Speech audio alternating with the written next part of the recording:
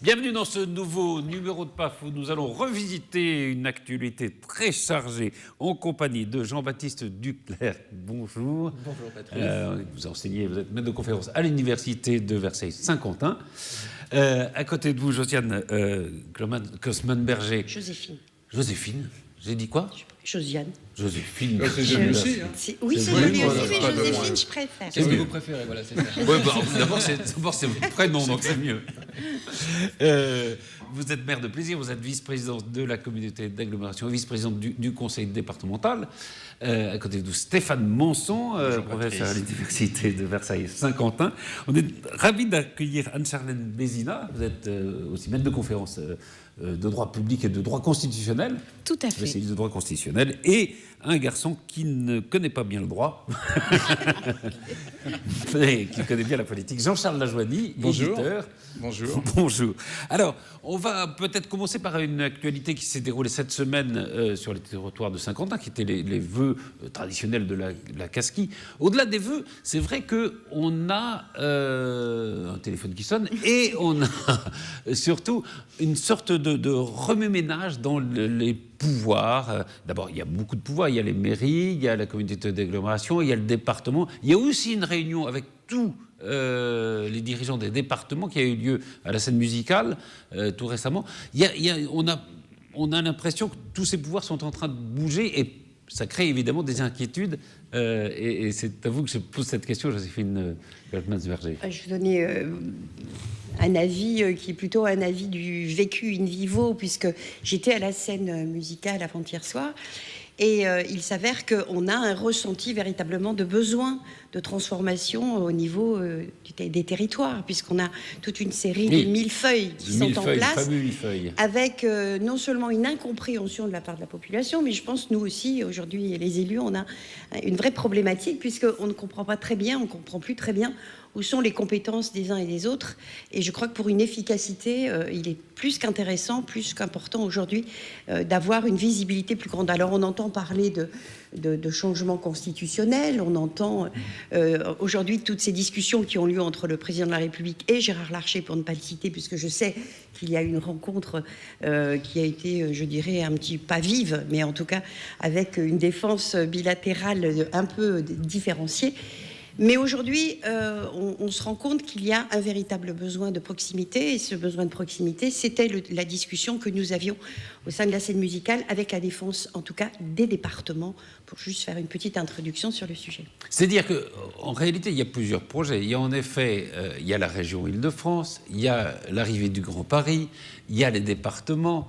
Et c'est vrai qu'on va arriver avec peut-être plusieurs structures qui se font concurrence et on ne voit plus très bien quelles sont les prérogatives et les pouvoirs des uns et des autres. Une des problématiques surtout, c'est le fameux Grand Paris qui a été mis en place il y a quelques années. On ne comprend pas très bien à quoi ça sert. Oui, on ne sait pas très bien. Non, nous-mêmes, malgré toutes, je dirais, les fréquentations de réunions, de conférences, de tables rondes qu'il y a pu y avoir, on ne comprend pas très bien. Ce qu'on se rend compte, en tout cas, c'est que c'est une valorisation de la ville de Paris et de la petite couronne. Et un abandon assez significatif de la grande couronne dont nous faisons partie. Et on s'en rend compte par des décisions qui sont des décisions, pour ne citer que 50 ans en Yvelines, de la disparition, par exemple, de la ligne 18, qui avait été, je dirais, acceptée et actée par l'État et qui aujourd'hui est en train de faire marche arrière. D'où à où? La ligne 18 qui va jusqu'à Magny-les-Hameaux, et en passant par Hugues-en-Cour. Et c'est une véritable structuration de voirie nécessaire, surtout dans le cadre des Jeux Olympiques qui doivent arriver en 2024. À partir de là, on s'est rendu compte qu'il était peut-être intéressant de voir si on pouvait avoir effectivement une métropole, mais une métropole régionale. C'est-à-dire que l'Île-de-France aujourd'hui existante, qui est, je dirais, une structuration qui fonctionne, qui fonctionne quand on la dirige bien, mais en tout cas qui fonctionne. À partir de là, peut-être que la strate d'en dessous est pas forcément, je dirais, le Grand Paris avec la petite couronne, mais ça va bien au-delà. On a une puissance économique extraordinaire sur l'Île-de-France. Pourquoi recréer le Grand Paris avec la petite couronne, la région, les départements, les collectivités et les intercommunalités? Oui, parce que le s'en projet, sort en plus. gros, si on a bien compris, ça serait d'avoir Paris et les départements limitrophes qui feraient une structure, et puis il y aurait les autres départements un peu plus éloignés. Oui. La région, on ne sait plus très bien quelle serait son importance et son pouvoir là-dedans. C'est vrai que, voilà, il y a un bouleversement des structures administratives, quoi. Il y a des compétences qui ont été, je dirais, Et politiques, mises en place, du coup. mais qui sont en train de muter, de changer. Donc c'est très compliqué. Il y a une vraie nécessité de recompréhension, mais surtout, je crois, les départements qui sont autour de la petite couronne sont des départements qui ont un impact fort, qui font partie de l'Île-de-France. Il est impensable qu'aujourd'hui on puisse les abandonner et ne pas imaginer qu'ils soient dans cette dynamique-là. La petite couronne aujourd'hui est une couronne très, je dirais, c'est très protégée par Paris. Paris aujourd'hui fait sortir complètement, je dirais, les entreprises de Paris, devient plutôt un lieu touristique. Non, on est bien d'accord. Quittent Paris aussi. Les Parisiens eux-mêmes. C'est exactement Parisiens. ça. Les Parisiens, on peut Les voitures Les gens doivent qui ont une quitter Paris. voiture. ne plus circuler. Ça va être une Exactement. sorte de Disneyland désert, Paris, bientôt. Mais il y aura Il y aura quelques boutiques. Il y aura une sculpture de quelques- Ça sera Jacques Koons. touristique. Voilà, il y uniquement. aura des choses intéressantes. Une rue principale.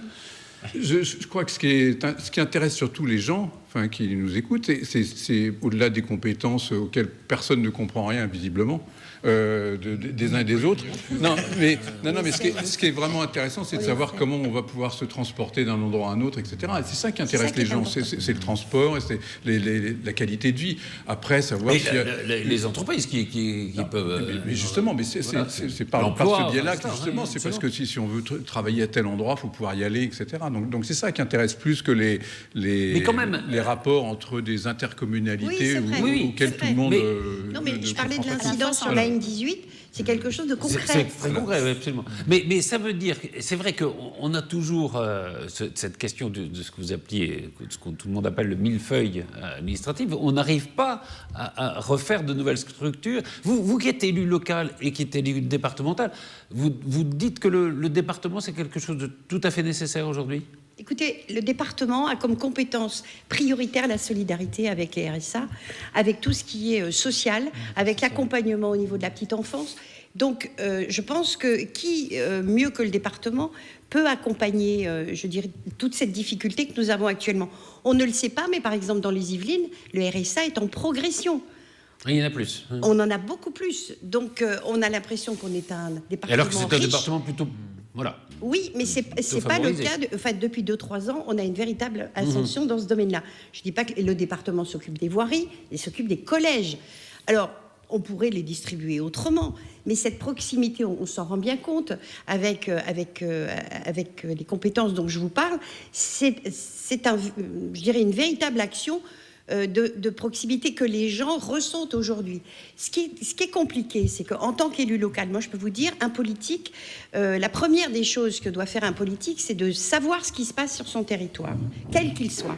Le maire, les gens le connaissent très bien, et en règle générale, ils viennent vous parler aussi bien des coccinelles qu'ils ont sur leur terrasse que de la problématique, je dirais, de l'enfouissement des réseaux sur une... Donc, on est dans cette proximité. Le département a aussi ce côté de proximité sur le social. C'est un vrai enjeu compliqué. Nous, on fait de la réinsertion aujourd'hui sur le département. C'est un des buts premiers. Alors, vous me direz, vous êtes conseillère départementale, c'est normal que vous défendiez mordicus le département, mais je m'aperçois que toutes ces transformations-là ne tentent qu'à retirer la proximité de l'élu par rapport à la population. Et je crois que c'est une erreur. Alors, de restructurer, d'en supprimer, bien sûr, mais il faut éviter d'enlever cette proximité qui est si importante à la population. C'est un vrai besoin aujourd'hui. On le ressent, surtout avec les problématiques que l'on vit. Avec Stéphane Monson, sur cette... Sur ce millefeuille, tombe sur moi. Cette difficulté, non, mais cette difficulté à réformer quand même, à changer les structures, qui sont des structures assez anciennes, au fond. Mais je vous rassure, en fait, vous voyez, j'étais en train d'essayer de faire, de réfléchir dans l'histoire. Je sais pas, je suis remonté jusqu'à la commune, la commune de Paris, 1871, en me disant que depuis 1871, les structures administratives, l'architecture administrative de Paris et de ce qu'on n'appelait pas encore l'Île-de-France posait déjà question, pour des raisons essentiellement, enfin, voire purement politique à cette oui. époque. La structuration actuelle, enfin plus ou moins actuelle de l'Île-de-France, c'est 1964. C'est aussi pour des raisons politiques. On a le grand département de Seine-et-Oise qui a été divisé, avec le département des Yvelines notamment est né. Regardez ce qui se passe à Paris, le maire de Paris. Il y a l'élection d'un maire de Paris après. Et puis il y a une nouvelle collectivité territoriale qui, à compter du 1er janvier 2019, va naître à Paris. Ce sera une collectivité sui generis, c'est-à-dire qui sera toute seule dans sa catégorie, un groupe de 1. Mais donc, c'est un laboratoire qui est en perpétuel mouvement, un chaudron qui est en perpétuelle ébullition. Ce qu'on parvient à faire, c'est qu'on parvient globalement à inventer. Et on est très fort dans ce qu'on peut appeler l'ingénierie constitutionnelle ou bureaucratique, mais on parvient moins à supprimer. Et Madame Coleman-Berger le disait, évidemment, oui, le département a des compétences aujourd'hui qui sont importantes, qui sont exercées avec une proximité qui peut confiner à l'efficacité. Oui, mais sauf que, en effet, si c'est pas le département qui prend ça à sa charge, ce sera une autre collectivité, alors peut-être un peu plus éloignée, je sais pas, la région. La région, de toute façon, on l'a réformée, mais on peut pas la supprimer puisque c'est, en gros, l'échelon de mise en œuvre des politiques européennes. Donc il faut des régions, ça c'est sûr. La commune, c'est compliqué à supprimer, sauf que pour depuis la mise en œuvre des communes nouvelles, il y a eu des fusions, comme jamais il y a eu jusqu'à présent, et je vous rappelle qu'on est tombé en deçà du seuil de 36 000 communes. Ça faisait des décennies qu'on n'y était pas parvenu. Enfin, je crois même qu'on n'y est jamais parvenu. On doit être à 35 800 et quelques. Bon. Mais il est hors de question, évidemment, de supprimer la commune. Alors, les intercommunalités, il y a aussi beaucoup à dire. Sur cette métropole du Grand Paris qui ne fonctionne pas et à laquelle personne ne comprend rien, ça, en effet, je suis d'accord. La Cour des comptes elle-même ne comprend pas. Au demeurant, on comprend simplement que ça coûte un peu. Enfin, un peu, globalement. Allez, un peu. Globalement. Mais ça coûte, mais je crois même que les élus du Grand Paris ne comprennent pas grand-chose à l'utilité de ce machin, comme aurait dit le général de Gaulle. Donc, mais c'est sans fin, vous voyez.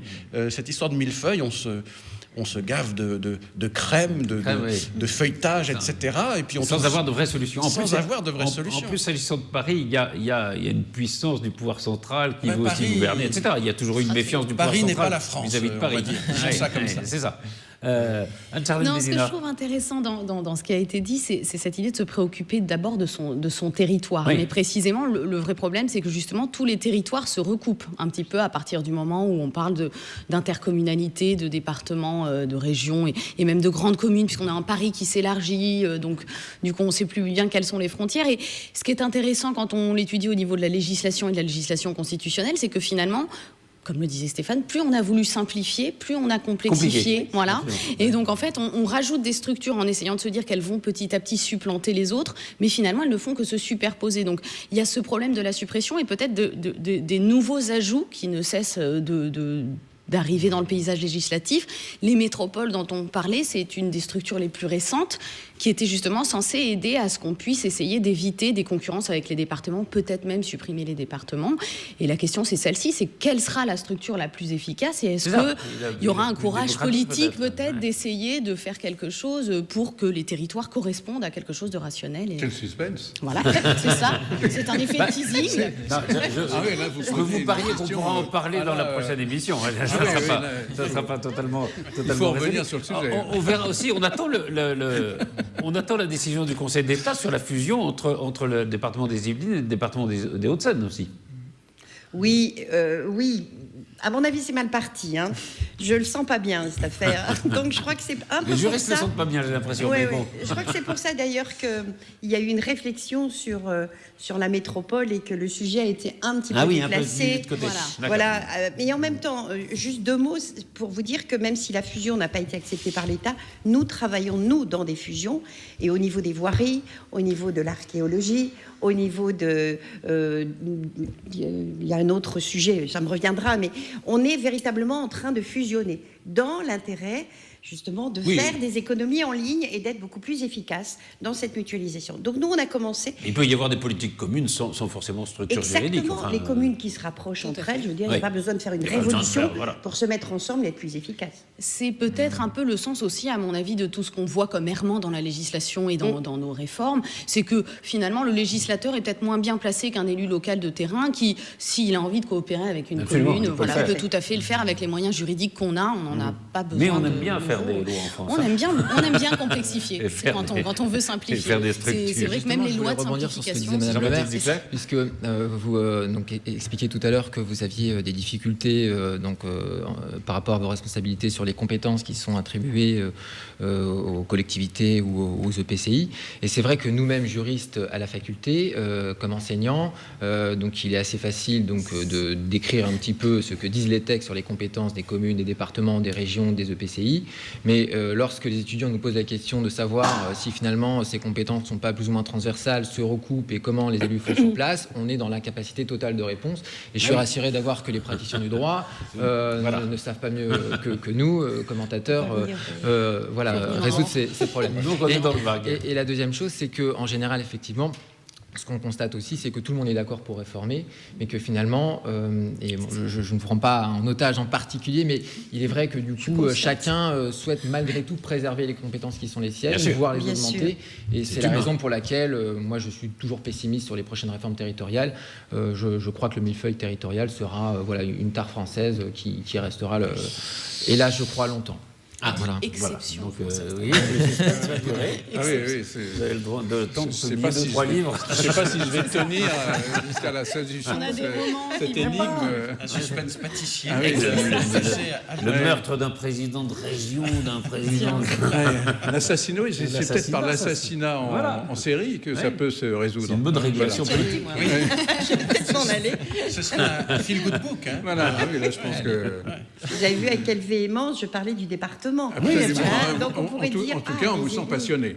Voilà. Mais dans tous les domaines, c'est bien ça le malheur. c'est- Mais non, c'est très bien. Voilà, je viens travailler avec vous, je vais être passionnée de la même façon. Vous tant voyez, mieux. c'est- Mais en un mot, les gens qui vous abordent, ils vous abordent plus comme maire que comme conseillère générale. Comme souvent. maire. Hein, c'est le maire. premier. Bien sûr, comme maire. C'est cette proximité qui C'est est la importante. proximité, hein, d'abord. Mais- Et d'ailleurs, c'est la fonction. Autant il y a une défiance des Français vis-à-vis de la politique, les maires sont quand même les mieux aimés, si je peux dire. Oui, ça passe. Effectivement, les gens ne votent pas pour un maire parce qu'il est tel parti. Sur une ville, ça n'a rien à voir. C'est plus par le résultat. Je trouve que c'est ça qui fait l'importance de l'élu. C'est plus ça, plus que sa couleur politique, on va dire. Moi, c'est comme ça que je le conçois, en tout cas. Alors parlons d'une autre fonction politique, c'est celle de ministre, avec l'affaire Darmanin. Un ministre qui est accusé de viol par une femme. Enfin, l'affaire est un peu compliquée. Lui-même a porté plainte pour dénonciation calomnieuse. Il y a dans des partis politiques, par exemple Wauquiez qui demande sa démission, d'autres disent ben non, il n'y a aucune raison de démissionner tant qu'on n'est pas au moins mis en examen.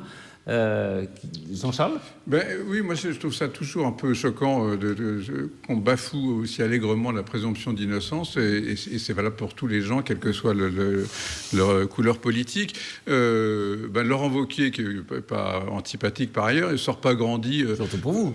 Oui, non, mais c'est pas ça. Non, mais c'est pas par esprit démocratique. Moi, j'aime bien qu'il y ait des gens de droite et des gens de gauche. Donc voilà, et des macronistes aussi. Donc, voilà.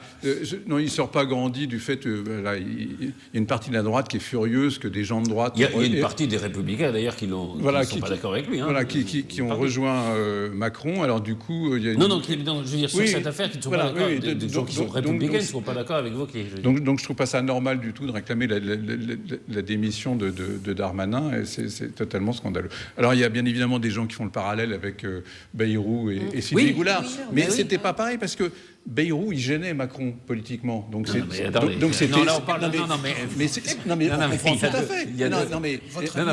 Non, mais on peut émettre une hypothèse. Non, mais les gens sont étonnés de deux poids deux mesures.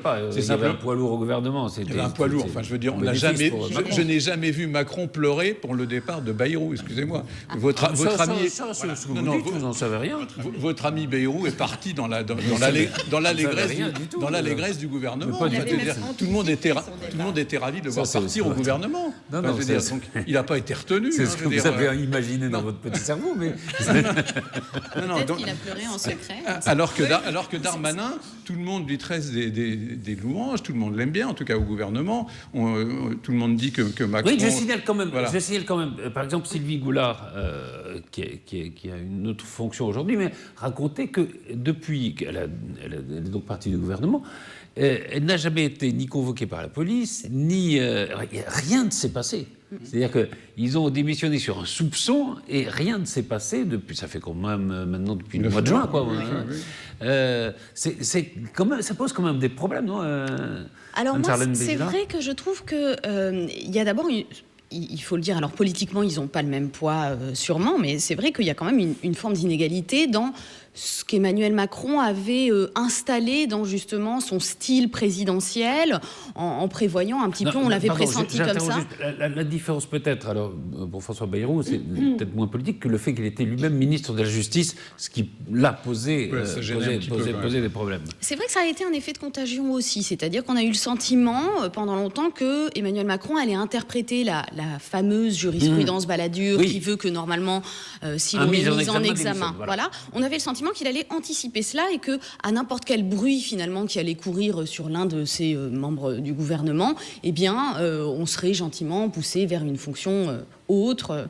Et ici, donc, on inverse la donne puisqu'on attend la mise en examen pour que ça se passe. Donc, c'est un peu le problème d'ailleurs de cette fameuse jurisprudence Balladur, c'est que on l'applique à géométrie variable parce que finalement, on a des gens qui partent avant d'être mis en examen et qui finalement ont des non-lieux. On a des gens qui attendent cette mise en examen et c'est difficile de savoir à partir de quel seuil on estime que la confiance avec sachant que la mise en examen, élus, on a toujours la présomption d'innocence. C'est une mesure de protection des libertés. C'est pas du tout quelque chose qui donne un faisceau de présomption contre quelqu'un. Ce qu'il faut pas oublier dans cette analyse, c'est que aussi Darmanin, ça s'inscrit vraiment dans l'histoire de Balance ton port et de MeToo, où tout le monde est dénoncé et sur une rumeur, on lance des noms puis après on voit ce qui se passe, ce qui n'est pas n'était pas du tout le cas de Bayrou. Voilà.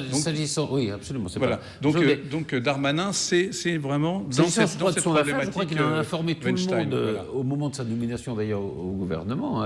Voilà, en pensant que l'affaire ne prendrait pas d'autres proportions. Là-dessus, il y a quand même un souci, je dirais, qui est assez récurrent depuis quelque temps, c'est cette attaque. Moi, je me positionne en tant qu'élu, je suis désolée, mais c'est vrai qu'aujourd'hui, les élus, on est quand même un petit peu coincés. Il faut qu'on fasse attention à ce que l'on dit, à ce que l'on mange, à ce que l'on achète, à ce que l'on... Enfin, je caricature à peine, on est dans une surveillance totale. On a l'impression, qu'il y a un peu moins de liberté quand même. Oui, et puis aujourd'hui, on est surtout, je dirais, pas très bien vu. Être élu, à une époque, c'était plutôt très valorisant. Aujourd'hui, il vaut mieux raser les murs. Je vous le dis, pas du tout pour faire pleurer dans les chaumières, mais c'est vrai. Et donc, aujourd'hui, tout ce qui fait l'actualité, qui peut être un peu croustillant, qui tourne autour d'un élu, est pris. Alors, il y a le juridique, bien sûr, qui s'inscrit dans tout ce que vous avez dit. Je suis complètement d'accord avec vous, mais il y a une justice à deux vitesses, mais il y a aussi tout ce côté-là, ah oui, ça y est, on a chopé quelqu'un, on va y aller, et puis derrière on se dit, mais alors qui l'a dénoncé? Forcément, c'est un tel, c'est l'autre. Ah mais non, les gens de droite veulent le virer parce que vous avez vu, il nous a fait un enfant dans le dos. Excusez-moi et après, il y a la vengeance politique. Oui, voilà, derrière, et tout ça donne une image de la politique qui est assez désolante. Après, bien sûr, qu'il soit coupable ou pas, c'est pas à moi de le dire. Oui, c'est autre chose, bien sûr. Mais il y a aussi ça. Et c'est très prégnant aujourd'hui. Alors, au niveau local d'une ville, mais même, et vous le voyez bien, au niveau, bien sûr, de l'État, c'est encore pire, mais ça prend toutes les strates. Il faut en avoir conscience, et nous, on ne sait plus très bien, les élus, comment se comporter aujourd'hui pour pouvoir, je dirais, redorer un petit peu notre blason, parce qu'on est beaucoup, qui travaillons beaucoup, et qui sommes là aussi pour servir. Bon, ça y est, j'ai fait pleurer tout le monde. Je vais pouvoir y aller. On n'attend plus que l'avis de Marlène Schiappa sur le oui, cas, parce que comme elle a un avis sur tout, elle connaît tout. Sur l'affaire Darmanin, pareil. Non, c'est compliqué parce que c'est vrai qu'il y a une catégorisation juridique et puis il y a l'aspect politique. Est-ce qu'on peut rester en fonction et gouverner quand on est soupçonné mais là, pardon, Stéphane, je t'en prie. C'est-à-dire qu'à partir d'un simple soupçon, ça veut dire que c'est quand même grave. Ça veut dire que n'importe qui en France peut, s'il le souhaite, en le décidant, faire qu'un ministre soit destitué de ses responsabilités. c'est absolument impensable du point de vue de la stabilité même Ministérielle, ministérielle et de nos institutions en général. Je serais même d'ailleurs plutôt favorable à ce qu'on puisse pénaliser ceux des citoyens qui, dans l'intention de nuire, feraient des accusations donc calomnieuses vis-à-vis d'un membre du gouvernement, compte tenu de la spécificité de la fonction justement de cette personne qui peut, face après aux proportions politiques que peuvent prendre même un détail insignifiant, même s'il y a la présomption d'innocence, ça joue effectivement sur la responsabilité et sur l'image de nos institutions. Voilà. Donc vous êtes tous d'accord là-dessus. Je pense même qu'il y a un risque, c'est vrai que la justice, un peu comme vous le disiez, soit un petit peu sous les projecteurs pendant la période où la personne est en cours de mandat et où finalement ensuite les procédures ralentissent. Donc du coup, on a un risque aussi pour... c'est vrai que ça affaiblit nos élus et ça affaiblit l'image de notre justice aussi. Regardez l'affaire Fillon, c'est vrai qu'on n'a toujours rien de... on a l'impression que ça s'est accéléré au début, le parquet financier s'est saisi, il y a eu mise en examen, et puis après, c'est long. Alors, c'est probablement long d'enquêter sur ces affaires comme ça, mais c'est vrai qu'on a l'impression qu'il y a une accélération à un moment, et puis après, ça prend son temps, quoi. Ça pose des problèmes, enfin, parce que c'est évidemment le début de l'affaire qui compte. C'est le paradoxe de la justice et de la politique, qui justement, c'est un sujet depuis le 19e siècle, on n'a pas trouvé comment régler leurs relations, parce que précisément on a le sentiment que c'est une catégorie qui du coup fait partie des élus, donc va être très protégée, et parfois même on a certaines garanties, comme la Cour de justice de la République qui va peut-être mourir, et à mon sens il serait temps, mais on a le sentiment qu'ils sont très protégés, et bizarrement, à la moindre menace, l'image est déjà un petit peu affaiblie, et donc du coup la légitimité politique elle-même devient affaiblie, et donc le personnel politique est à la fois plus protégé et beaucoup plus vulnérable qu'un simple particulier. Donc la justice à deux vitesses, finalement, on la regrette, mais est-ce qu'il faudrait mieux pas que ça soit le cas et qu'il y ait une catégorie plus protégée, peut-être, en se disant les ministres dans ce cadre-là seraient trop vite destitués? Il faut trouver un bon équilibre entre cette justice. Pas facile à faire passer ça. C'est vrai. Ça va être compliqué, mais bon, encore une fois, un roman d'anticipation peut-être là-dessus. Il y a une affaire qui est un peu semblable et un peu différente, c'est celle du président de Radio France, Mathieu Gallet, qui lui a été condamné en première instance, et assez fortement condamné d'ailleurs. Alors le problème, c'est que la ministre de la Culture avait demandé son départ, que c'est au CSA de décider s'il doit rester en place ou pas, et que le CSA, allant dans le sens de la ministre, est soupçonné aujourd'hui d'être aux ordres du gouvernement. Mais il a fait appel, Mathieu Gallet. Donc quand on fait appel, on est quand même toujours présumé innocent, non ? Appel, oui. Non, absolument. C'était l'effet dévolutif. Donc c'est extrêmement curieux de juger quelqu'un sur sa culpabilité alors qu'il est présumé innocent. Non, je disais, parce que de la part du CSA, on parlait tout à l'heure de la mise en examen. Là, il y a plus que mise en examen, puisqu'il y a une condamnation en première instance. D'accord.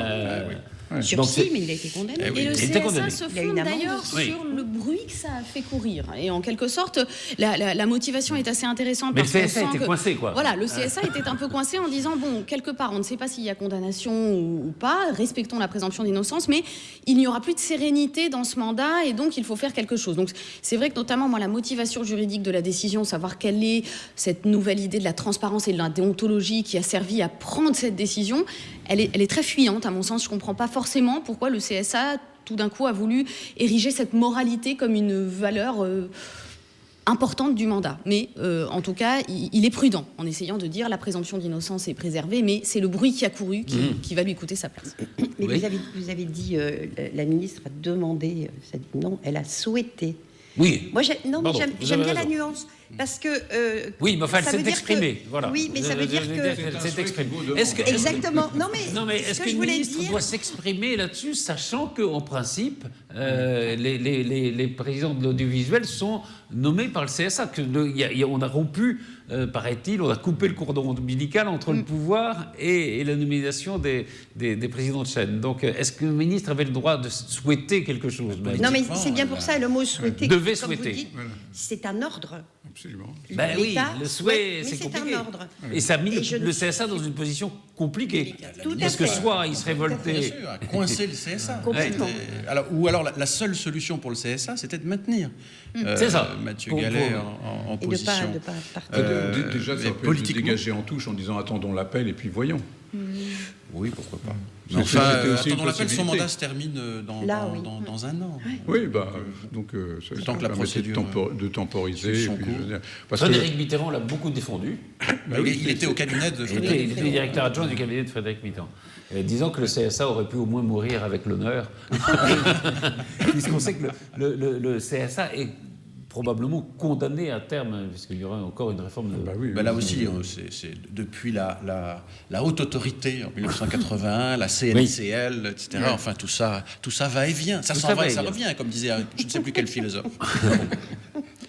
Claude François. Exactement. Me semble-t-il. Non, c'était pour faire appel à vos références. Mais non, c'était pas Solternik qui disait ça. Mais c'est vrai qu'il y a eu des réformes. En réalité, ça n'a pas beaucoup changé entre le CNCL, le CSA. Il y a eu une petite évolution depuis le RTF quand même. Oui. Je pense, vu de Mais l'extérieur. oui, mais c'est très amusant parce que on parlait tout à l'heure au fond de la recentralisation, peut-être vis-à-vis des départements, vis-à-vis des pouvoirs.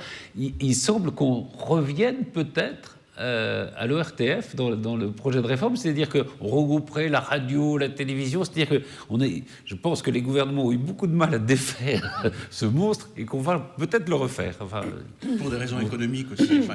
Oui, bien sûr. Aujourd'hui, mais souvenez-vous de Sarkozy qui disait c'est une hypocrisie. C'est sans une nom. hypocrisie. Il y a un organisme supposément indépendant qui nomme, mais en réalité, il est sous l'influence du pouvoir exécutif. Donc, c'est moi, président de la République, qui vais nommer mes copains, comme ça s'est toujours fait.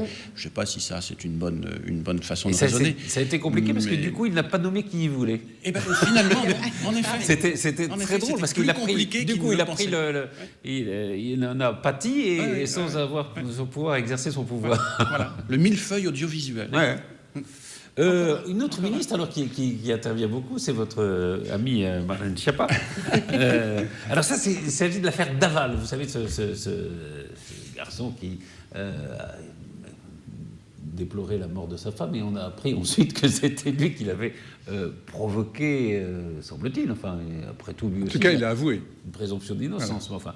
Et alors, c'est vrai que l'avocat de ce Jonathan Daval a invoqué des violences qui auraient pu être commises par son épouse sur lui, et Marlène Schiappa a jugé cette défense scandaleuse. Là aussi, moi, il me semble que depuis Poniatowski, qui avait dit au moment de l'affaire du petit garçon assassiné, je souhaite la peine de mort, il n'y a pas une ministre comme ça qui intervienne dans une affaire judiciaire, non? Ben oui, je trouve ça totalement déplacé et c'est dans l'affaire Patrick Henry, véritablement incroyable qu'un ministre se permette comme ça d'abord de surréagir en ne connaissant visiblement pas les pièces du dossier que nous ne connaissons pas non plus. On n'a pas accès au dossier d'instruction. Même les avocats ont eu un rôle un peu curieux d'ailleurs, l'un comme l'autre. Mais voilà, que cette ministre se permette d'attaquer le système de défense du présumé coupable, enfin, ou innocent, je ne sais pas, ça paraît tout à fait scandaleux, quoi. Et bon, après... alors, elle se place sur le fait ce qu'on appelle maintenant le féminicide, qui est une catégorie qui n'existe pas en droit, me semble-t-il. Présent, non. Non, hein. C'est-à-dire, en effet, le fait que une femme meurt sous les coups de son mari tous les 3 jours, en gros, puisqu'il y a une centaine de 120 femmes, je crois, qui meurent. Oui, mais le féminicide, c'est quand même plus chargé. C'est tuer une femme parce qu'elle est une femme. Et vraisemblement, je pense que dans par ici, vous reprochez bien les choses. Là, il l'aurait tué parce que c'était la sienne. Oui, voilà, c'est exactement. C'est différent. Ceci dit, moi... Si l'on croit les témoignages, c'est plutôt tard. Et moi, dans cette affaire, ce qui m'a aussi interloqué, c'est aussi la réaction de Castaner sur Marlène Schiappa, Castaner qui l'a recadré en disant qu'une ministre n'avait pas à intervenir dans le domaine de la justice. Et je trouve ça assez curieux du point de vue des rapports entre ministres, qu'un simple secrétaire d'État prenne tout d'un coup la fonction de Premier ministre. C'est le patron du parti En Marche. Oui, mais alors, vous voyez, c'est pas rien. C'est une ambiguïté, puisque est-ce qu'il intervient en tant que collègue, en tant qu'homologue ou en tant que président du parti? Vous voyez, je trouve que ça illustre à ce moment-là justement l'ambivalence de la double fonction qu'on avait évoquée dans une précédente émission. En disant que c'était pas facile. Il eût été à tout le moins préférable qu'il indique à quel titre. Vous pensez qu'il aurait dû rien dire? C'est-à-dire qu'un ministre dit quelque chose, on n'est pas d'accord? Non, je pense que c'est au Premier ministre d'intervenir. Voilà, c'est pas un autre secrétaire d'État qui est pas en application d'une règle constitutionnelle, c'est le principe de solidarité ministérielle qui veut que un ministre est solidaire des actes et de la parole qui est portée par ses homologues et que seul le Premier ministre peut intervenir. Donc vous voyez, quelque part, la fonction de président de parti l'empêche. Enfin, plutôt sa fonction de ministre l'empêche d'exercer pleinement la liberté que pourrait avoir un président de parti pour critiquer quelqu'un qui est de la même famille. Joséphine Coleman-Sverger. Je voulais évoquer le fait de ce qu'on a pu dire aussi il y a quelques mois sur ces ministres qui sont arrivés au pouvoir et même certains députés qui sont quand même très hors sol avec... peut-être une incompréhension. Ils viennent de la société civile, comme on dit. Voilà, et une méconnaissance du fonctionnement. J'aurais plusieurs exemples à vous donner sur, je dirais, des députés que je côtoie aujourd'hui. J'ai profond respect de la démocratie, mais avec, je dirais, un mode de fonctionnement, on sent bien, qui est en apprentissage. Et il y a quand même des codes, il y a quand même des règles, il y a quand même un mode de fonctionnement quand on est élu, et je pense que là, par rapport à Marlène, si je peux me permettre de l'appeler comme ça, parce que je la connais pas. Elle s'appelle Marlène. Eh bien, je crois que c'est ça. C'est une erreur, on va dire, de jeunesse. Une erreur, je dirais, Vous croyez que c'est une erreur? Parce que, évidemment, elle eu... se place sur un autre point de vue, qui n'est pas le point de vue oui. judiciaire, qui est le point de vue de la défense. Elle est secrétaire d'État aux droits des femmes. Oui. Et qui est le point de vue de la défense des femmes. Et elle parle d'ailleurs de victim blaming. C'est un mot maintenant. C'est-à-dire qu'on charge la victime. Alors, cela dit, ça c'est une procédure habituelle dans les procès pénaux. On a toujours intérêt à charger la victime quand on est le coupable. C'est la jurisprudence Jacqueline Sauvage, quoi. C'est-à-dire que... Alors, ça, on va voir. Elle avait tué son mari, on dit, ah oui, mais c'est le mari qui était un salaud, donc elle a eu raison de le tuer. Oui. Bon, là, c'est effectivement... Donc on peut comprendre que Marlène Schiappa soit choquée, parce que c'est vrai qu'il y a des choses choquantes, dans le fait de tout d'un coup de dire, bah oui, mais enfin, si cette femme, finalement, n'était pas si sympa que ça, elle devait être assez horripilante, enfin, bientôt, on va dire, bah oui, elle devait être chiante, c'est pour ça qu'il l'a tuée. Bon, je veux dire, c'est quand même un peu léger, heureusement qu'on n'exécute pas toutes les personnes un peu exaspérantes. Enfin, Il y aurait même autour de ce plateau, on serait peut-être un peu moins. Il y aurait plus de couple. Non, mais donc voilà. Donc Marlène Schiappa, elle est par plein d'autres côtés très sympathique, très efficace. Elle s'exprime bien. Elle donne une image, je trouve, assez renouvelée de la politique, justement, parce que elle fait pas toujours attention. Elle n'est pas dans la langue de bois. C'est pas l'école. Ce qui est assez agréable. Donc ça, c'est plutôt plaisant. Quand Jean-Charles est louangeur, c'est mauvais signe. Mais ça veut dire que justement, comme moi, j'apprécie beaucoup cette liberté qu'elle prend et ce ton qu'elle a en règle générale, je me permets de temps en temps de dire, là, elle a tort. Charlène, par exemple, est-ce que vous êtes plus sensible à la ministre ou à la femme? Alors, c'est sexiste, ça. C'est sexiste? Ah oui. Bah non, c'est le droit des femmes. je ne sais pas si je vais répondre en tant que maître de conférence, en tant que femme, en tant que représentante de la femme sur le plateau de ce côté. Mais à mon sens, justement, il faut peut-être aussi qu'on se libère un petit peu des différents quotas quand on prend la parole. Et je crois que c'est à la fois le charme de Marlène Schiappa, c'est qu'on a le sentiment qu'elle a un petit peu réagi par coup de sang. Alors après, c'est vrai qu'elle a une conception assez extensive de son office. Plusieurs fois, elle a saisi le CSA pour des propos qu'elle avait pu entendre et qui lui paraissaient déplacés par rapport à sa conception de la femme. Alors, je ne sais pas si en tant que femme, je me sens concernée par tous les propos sur les femmes et s'il faut à ce point-là défendre les femmes et de manière absolument universaliste comme elle le ressent. C'est un point de vue. Je ne suis pas sûre qu'en tout cas un ministre ait à se mêler d'une affaire judiciaire. Moi, c'est un peu ça qui me gêne. Et le dernier point que j'aurais aimé avancer, c'est que, voilà, réfléchissons en termes d'affaires judiciaire, c'est la justice qui travaille. Et je trouve que la procureure de la République l'a bien rappelé hier dans sa conférence de presse, en évoquant la présomption d'innocence et surtout un principe de secret de l'instruction que moi je trouve de plus en plus mis à mal. Ça avait été le cas pour l'affaire Fillon, c'est le cas également avec cette affaire Daval, où on peut se dire qu'il y a quand même beaucoup de fuites, il y a beaucoup de bruit, hein, c'est un peu l'effet BFM, c'est-à-dire qu'on a des nouvelles toutes les minutes d'une affaire qui est en cours, et je suis pas sûre que la justice puisse bien travailler dans ces conditions. Dernier mot aussi sur l'avocat de la défense, un avocat défenseur, avec ce qui s'est passé avec l'affaire Abdelkader Mera aussi, je trouve qu'on tape un petit peu facilement sur le défenseur. C'est aussi son rôle, hein, c'est le principe d'un procès pénal, de dire, voilà, chacun a droit à une défense. Le pauvre garçon est passé d'avocat de la partie civile à plus, avocat de la défense. Ouais, en plus, c'est vrai que lui a connu une mutation un peu difficile. Et puis voilà, l'avocat de la défense, il a son rôle pour les droits fondamentaux, pour la vous avez raison, Stéphane. C'est vrai qu'on sent... Alors là, on le voit sur une affaire judiciaire, mais on pourrait en parler en politique. Cet effet BFM, cet effet info continu qui fait qu'il faut toujours fournir des choses et qui fait que... alors, tout le monde ne parle plus que d'une chose, enfin, tout le monde ne parlait plus que de cette affaire pendant 3-4 jours. Après, on va l'oublier, hein, on va passer à autre chose. Mais il faut occuper l'espace sonore quand on est élu ou quand on est en responsabilité politique, et même au-delà. Il faut occuper l'espace sonore et de la manière la plus brève possible. Et on a raillé le président de la République. L'expression était peut-être malheureuse, en considérant que M. le président de la République avait une pensée complexe et qu'il était très justement difficile de pouvoir pour lui s'exprimer en quelques minutes, voire en quelques secondes. Mais ça n'est pas faux sur le fond. C'est-à-dire, comment voulez-vous, la vie est complexe, la réalité est nuancée. Je trouve que l'intelligence se situe dans la nuance. Alors comment voulez-vous être nuancé en, je sais pas, une quarantaine de secondes où on vous tend un micro et on vous dit votre analyse sur la question, ou en 140 signes sur un tweet, ou en 140 signes sur un tweet, ou voire même pour nous en 30 000 signes dans une revue juridique, c'est parfois très court, espace compris de surcroît. Donc écrire des romans, on a un peu plus de place.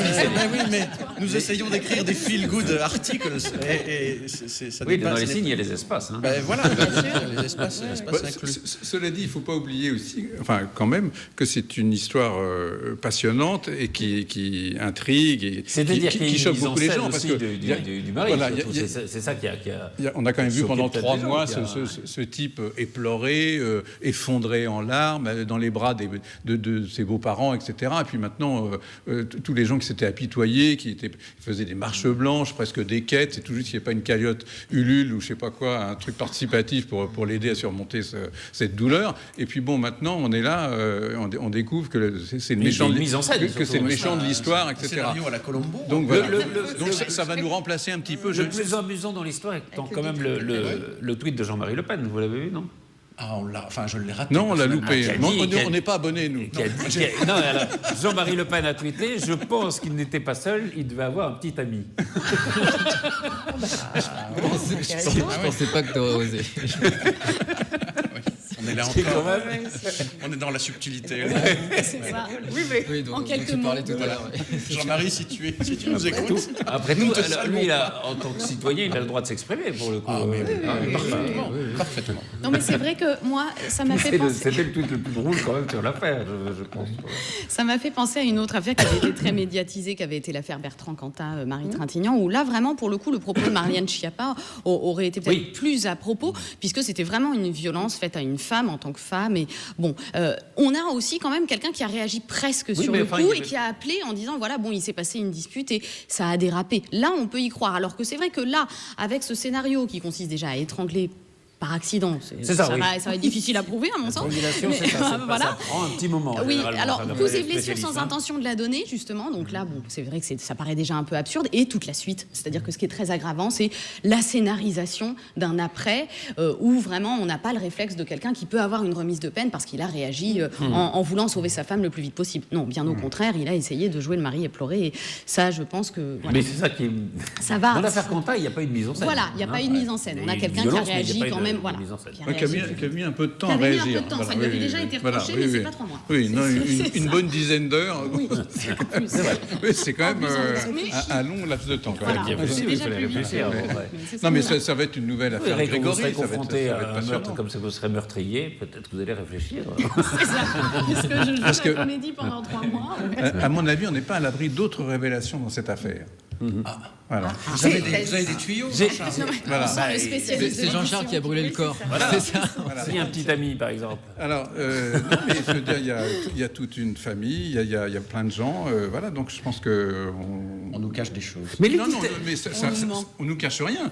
La justice travaille dans une certaine sérénité, en tout cas on Laissons-la l'espère, et travailler. puis voilà, on n'a qu'à attendre. On a le temps judiciaire que vous connaissez bien. Pour l'éditeur et l'éditeur de polar que vous êtes, est-ce que ça pose pas des problèmes? Parce qu'au fond, on se rend compte quand même que la réalité, est, comme on dit, est parfois plus forte que la fiction, non?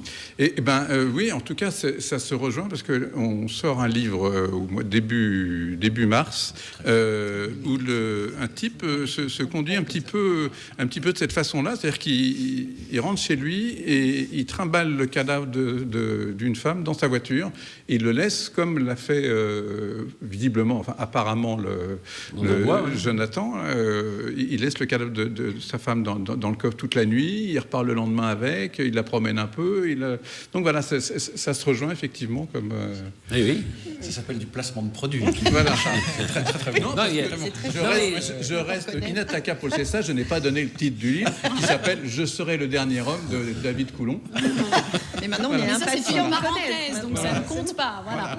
Non, mais est-ce que les gens s'intéressent plus à la réalité ou au crime inventé, au fond? Eh ben, en tout cas, ils sont passionnés. Ils Est-ce sont que passionnés par... la passion qu'ils ont montrée là-dessus, est-ce que ça veut dire que voilà, est-ce que c'est le côté polar ou est-ce que c'est le Ben, côté... je pense que l'un ça nourrit pourrait l'autre. nous arriver. Parce que les gens sont passionnés par le roman policier, parce que c'est un des genres avec le roman jeunesse qui se vend le mieux. Donc ça, c'est incontestable. Mais après, comme ils sont passionnés par les faits divers, et on les tous, en tout cas moi je le suis, c'est vrai que j'achète le journal tous les matins, je regarde tous les faits divers, même avant d'être éditeur de romans policiers notamment, je trouvais c'est toujours intéressant. Je sais que vous y intéressez aussi beaucoup, vous avez écrit dessus, tout le monde est intéressé, parce que ça révèle beaucoup de la société, de ce qu'on vit, de ce qu'on craint, de ce qu'on traverse. Donc voilà, alors le vrai fait divers, il est passionnant, mais effectivement, dans un roman, on a toutes les clés en 250 pages, on n'attend pas 4 ans, voilà. Donc, c'est ça qui... Mais il y a toujours cette énigme des criminologues. Qu'est-ce qui fait que certains passent à l'acte, hein? C'est sur cette question que... C'est sur cette question que nous allons parler d'un sujet beaucoup plus passionnant encore. Ce sont les élections partielles.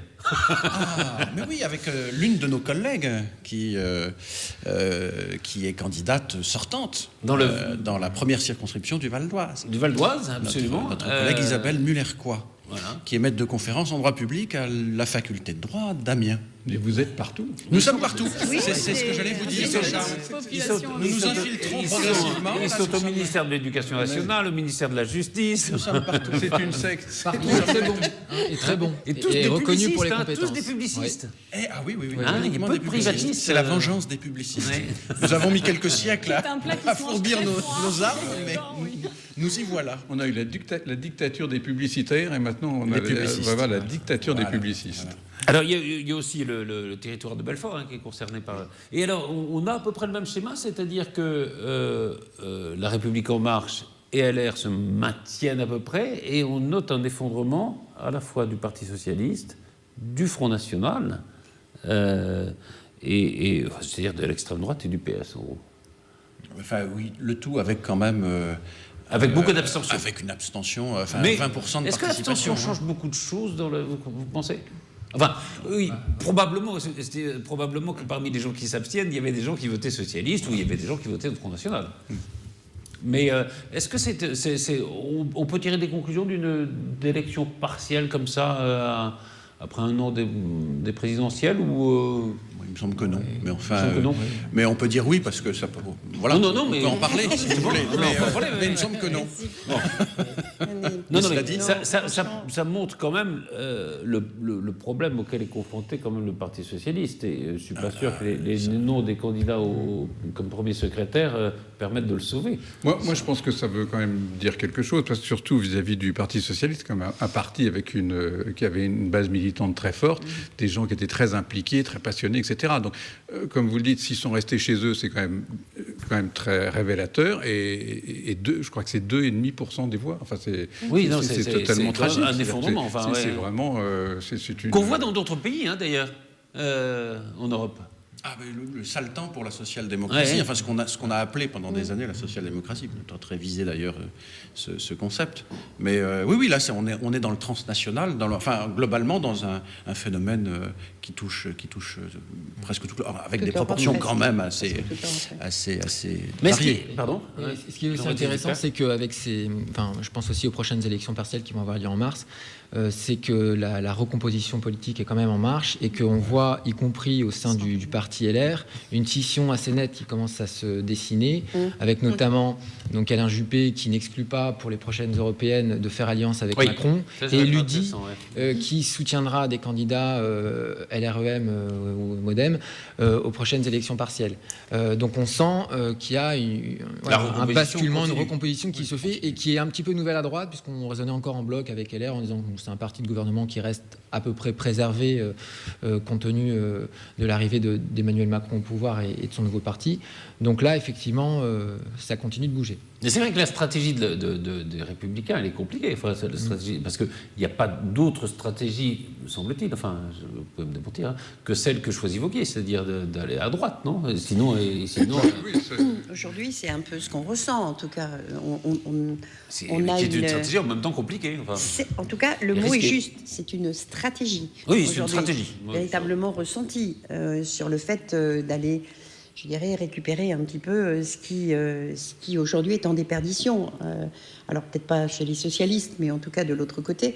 C'est ça qui crée véritablement la scission aujourd'hui au sein des LR, puisqu'on a des camps, je dirais, beaucoup plus à droite, beaucoup plus radicaux, et puis des camps qui s'expriment aujourd'hui étant sur un côté beaucoup plus social et démocrate. LR, Qui fait c'était, que- il faut pas oublier, c'était comme le rassemblement des centristes et de la droite. Oui, hein. tout à Donc, fait. Tout il y à a- fait. il y Et a- au sein même des Donc grands on pontes comprend bien qu'il y a des tensions. des enfin, LR, il y a des on va pas dire des tensions, mais en tout cas, il y a des réflexions. de réflexion. Je vais faire une langue de bois, mais Pas des- en oui, disant- Oui, voilà, c'est ça. Aujourd'hui, on se cherche un Oui, peu, bien hein. sûr. On le sent bien. Mais vous parliez du Parti socialiste tout à l'heure. Moi, je croise énormément de gens qui me disent non, le Parti socialiste n'existe peut-être plus en tant que parti, mais la philosophie. Alors, voilà, est-ce qu'il y a encore une mais c'est bien là, philosophie on est là socialiste et ils cherchent à se reconstruire. En tout cas. Est-ce qu'il y a encore la place pour une philosophie socialiste ou pour un parti de gauche, enfin, qui ne soit pas pour un parti socialiste qui ne soit pas le parti de gauche justement de Mélenchon? Alors c'est vrai que moi ce que je trouve intéressant dans cette recomposition dont on parle depuis tout à l'heure, c'est que souvent on se focalise un peu sur l'idée qu'il n'y a plus d'opposition et qu'on ne sait pas qui est dans l'opposition parce que bon, il y a cette nouvelle marche qui est en marche. Mais la question c'est finalement, je crois que c'est pas tant important pour nous de connaître notre opposition que de connaître notre majorité. Et c'est vrai que du coup le LR a pendant longtemps, on savait pas trop dans quoi il allait naviguer. Et c'est vrai que vous parlez de la ligne radicale de Wauquiez qui en ce moment est la plus audible évidemment. Mais moi, je regarde beaucoup les déclarations des groupes justement qui sont affiliés donc au Parlement. Donc nos groupes sont obligés de nous dire sur quoi ils vont travailler. Et quand vous lisez la déclaration des groupes LR, alors il y a les constructifs et il y a les autres, mais la philosophie est aussi de se dire bon, parfois on pourra suivre la majorité, on n'a pas forcément de ligne arrêtée. Donc c'est plus dur dans le discours que ça ne l'est dans la pratique, en tout cas de nos élus parlementaires qui s'autorisent à être un petit peu au milieu des deux. Donc la majorité est très composite. Ça va dépendre du vote de certaines lois, ça peut dépendre des textes, ça peut dépendre des moments. Donc on est vraiment dans quelque chose d'assez volatile. Et pour répondre à votre question sur le Parti socialiste, c'est justement dans quelle optique, sur quelle loi, dans quel projet, est-ce que ça va être la justice, est-ce que ça va être, quand on va parler de la réforme constitutionnelle, qu'une identité de gauche va peut-être se réveiller. C'est peut-être à ce moment-là qu'on pourra reparler du PS. Mais c'est vrai que pour le moment, on a du mal à savoir un Est-ce petit qu'il ne peu faut pas, alors, dans la Ve République, une personnalité qui émerge quand même. On a un Hamon dans la région. Mais non, mais oui, mais sauf qu'il est plus au Parti socialiste, donc. Bah oui, mais enfin bon. Non, mais justement, mais même Hamon est parti du Parti socialiste, donc est-ce que il y a quand même besoin non d'être incarné non par quelqu'un ou pas? Est-ce qu'on s'est posé la question, on peut se la poser, mais Peut-être est-ce plus qu'on moderne s'est que posé ça, la mais- question de se dire, est-ce que la population aujourd'hui ressent le besoin de retrouver cette opposition, enfin cette opposition de droite-gauche, enfin je caricature, Oui. mais Est-ce qu'on n'en a pas assez au fond de ça? Oui. alors, il y a eu toute une période avant les Cette élections et coupure, pendant la préparation des élections où effectivement on sentait qu'il y en avait ras-le-bol de tout ça, tout le monde en avait assez. Et puis finalement, quand Macron est arrivé, on a eu l'impression de rentrer dans une espèce de sérénité, on va dire. Tout le monde s'entend bien, on prend un peu ce qui va bien à droite, un petit peu bien à gauche, on met tout ça dans le même panier, et puis tous ensemble, on va construire la nouvelle France, très bien, pourquoi pas. D'ailleurs, à tel point que même les politiques ont dit, bah attendez, on va pas donner un chèque en blanc, mais on va quand même regarder. Et je crois que vous avez raison, c'est exactement ce que les gens attendent, en disant, bah voilà, laissons-leur, ils ont toutes les manettes, ils ont tous les pouvoirs, ils avaient envie de changer le monde, en tout cas de changer la France, ils peuvent le faire, qu'ils le fassent, et attendons. Je crois que Oui, c'est effectivement mais est-ce qu'on va assez se simple. contenter de ça? Ben, si les résultats sont là, oui, bien sûr, enfin, tout le monde sera ravi. Si ça fonctionne, c'est ce qu'on souhaite tous. Oui, mais Donc, Est-ce que il ce va sont les falloir bases de la supprimer cette démocratie? émission, Jean-Charles. Donc, Ça, c'est dommage collatéral. ça serait il y a vraiment plein de triste. sujets. Je sais pas, Non, Tariq cela dit, Ramadan. Cela dit, les élections européennes seront importantes et sur le plan européen et sur le plan national, parce que peut-être que, ce que vous disiez tout à l'heure, la recomposition va continuer à se mettre en marche. Bien sûr. Et bien voilà, c'est sur ces mots, cette conclusion assez centriste finalement. Oui, tout à fait. Que Optimiste. Bayrou n'aurait pas renié. Non, oui, c'est ça. Oui, c'est le pays quoi qui veut ça. Hein. C'est une conclusion béarnaise. On va terminer cette émission. Merci beaucoup à tous d'avoir participé. Puis vous remettez évidemment tout ce qu'on vous voulez. Merci beaucoup. Merci. Pas tout de suite quand même. Bon, tant pis.